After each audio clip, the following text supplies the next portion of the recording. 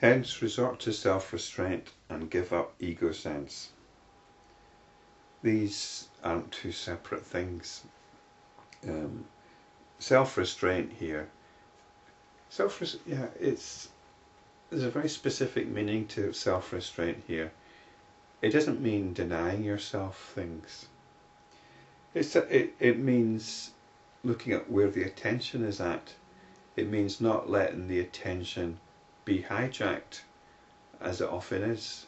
Our attention is constantly being diverted here and there. I think there's some kind of condition that young children are supposed to have that can't keep their attention on one place for long. Attention deficit syndrome, and they're just experiencing what most of us experience: the attention just being battered from one place to the next, it being hijacked from one place to the next. We very rarely just think, where's the attention at now? Let's just bring it back to itself, let it rest in itself. This is an option.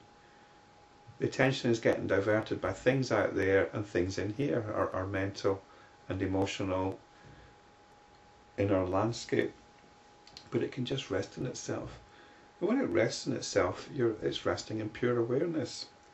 And this is beyond any notions of the ego, any notions of the ego sense, any notions of a world out there.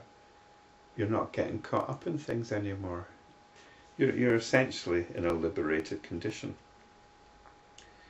So when you resort to self-restraint, you're automatically giving up ego sense. You don't actually have to give it up because it automatically falls away. So this statement, resort to self-restraint and give up ego sense. The giving up of the ego sense falls away once self-restraint is resorted to. Inquire into the nature of truth and seek the company of the wise. They indeed are good and wise men who live in accordance with the scriptural injunctions, and in whom greed, delusion and anger decrease day by day. So inquire into the nature of the truth, which means not going along with what you believe. It's so hard. People find it so difficult to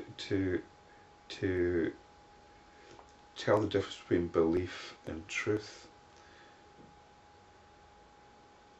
Which is a tricky one, isn't it? Because by its very nature, people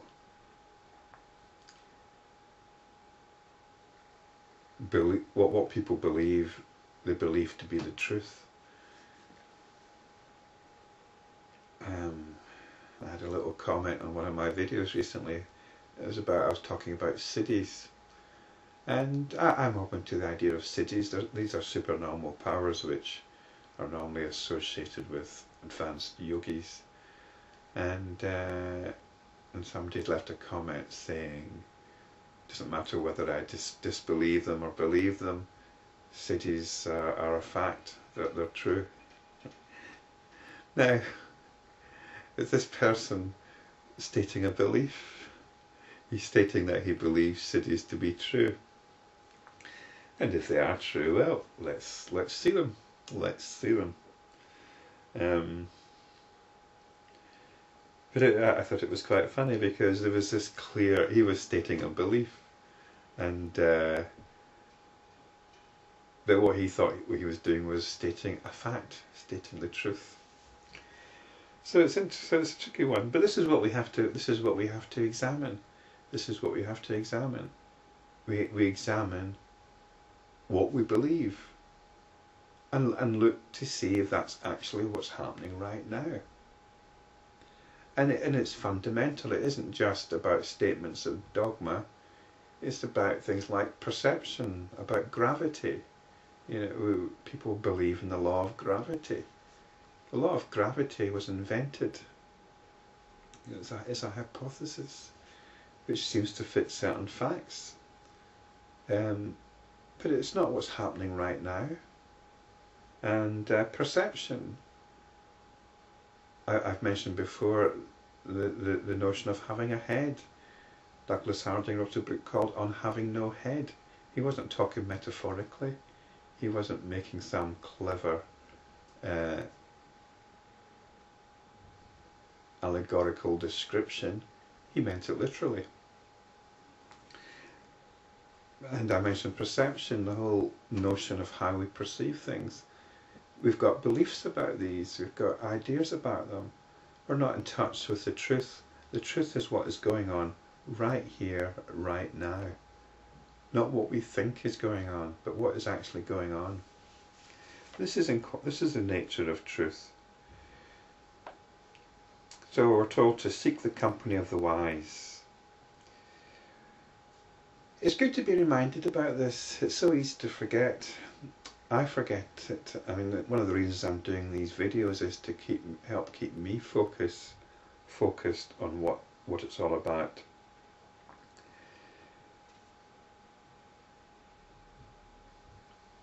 So these wise men live in accordance with the scriptural injunctions. The only injunction then really is know thyself, or explore the truth. Greed, delusion and anger decrease day by day. Now that's quite good, interesting. They don't just disappear. Again, I'm talking about this notion that liberation is somehow instantaneous. Greed, delusion and anger decrease day by day. Greed, delusion and anger are what fuel the wheel of samsara.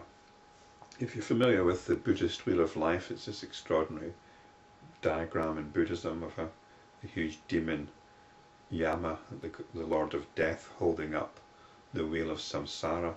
And right at the very centre of the wheel of samsara are these three things: greed, delusion and anger, or hatred, I think it usually is. They're represented by three animals chasing each other's tails: snake and a pig and a cockerel, I think. So greed, delusion and anger are not simply unpleasant things. They are what drive our suffering. They drive the whole wheel of conditioned existence.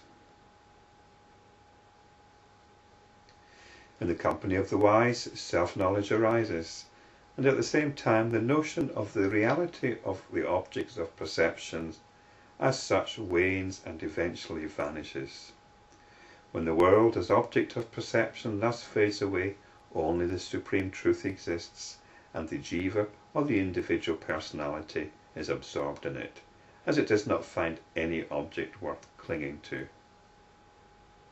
The world as an object was never created, nor does it exist as such now, nor will it ever be so. It is the only one supreme being that exists at all times as the sole reality. And now we have it again, the idea that the world disappears. This idea is sometimes misunderstood. It's as if the Buddha or some supreme yogi is sitting there in meditation and reaches some kind of blissful body of light and the whole phenomenal world just disappears. The world doesn't disappear. It's the world as an object of perception. It's the notion that there is something out there that me here is perceiving. This is what goes. This is what inquiry demonstrates as a fundamentally unsound notion. So it is the world as an object of perception that disappears. There is only one reality, and that is called the Supreme Being. There's nothing else.